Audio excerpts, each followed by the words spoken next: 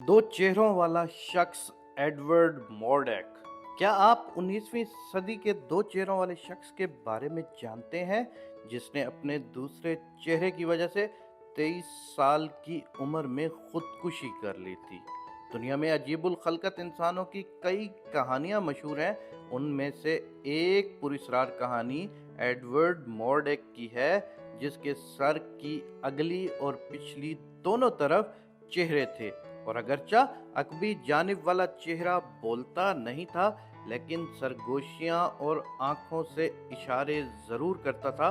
कहा जाता है कि एडवर्ड बर्तानिया के एक नवाब खानदान में पैदा हुआ, और अगरचा वो सामने से देखने पर बहुत खुश शक्ल नजर आता था, लेकिन उसके सर के पिछली तरफ वाला चेहरा बहुत बदशक्ल था। उसका एक चेहरा उसके सर के पीछे था, लेकिन ये सर के पीछे वाला चेहरा ना खाता था और ना ही पीता था। ये सिर्फ रोता और हंसता था।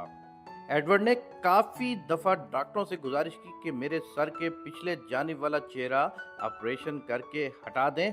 ये रात को मुझे सोने नहीं देता। ये रात को खौफनाक किस्म की सरगोशियां करता है। लेकिन डॉक्टर ने ये ऑपरेशन करने का रिस्क न लिया, क्योंकि इस ऑपरेशन में उसकी जान भी जा सकती थी। जैसे जैसे वो जवान होता गया, उसका अकबी चेहरा मजीद कभी होता गया, और उसकी शैतानी सरगोशियों और खौफजदा कर देने वाली आंखों की दहशत में भी इजाफा होता गया। एडवर्ड अपने अकबी चेहरे की वजह से हमेशा सख्त रंजीदा रहता, क्योंकि उसका कहना था कि ये सारी रात सरगोशियां करता रहता है और उसे कभी चैन नहीं लेने देता।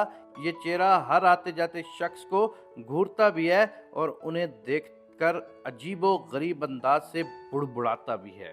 जब एडवर्ड अपनी हालत इज़हार पर रोता तो ये शैतानी चेहरा तंजिया मुस्कुराहट से खिल उठता। एडवर्ड ने अपनी तकलीफ से दिल बर्दाश्ता होकर बिलाखिर 23 साल की उम्र में जहर खा लिया और एक खत छोड़ा, जिसमें कहा गया था कि उसके अकबी चेहरे को तदफीन से पहले काट कर अलहदा कर दिया जाए, ताकि वो कब्र में उसके शर से महफूज रह सके।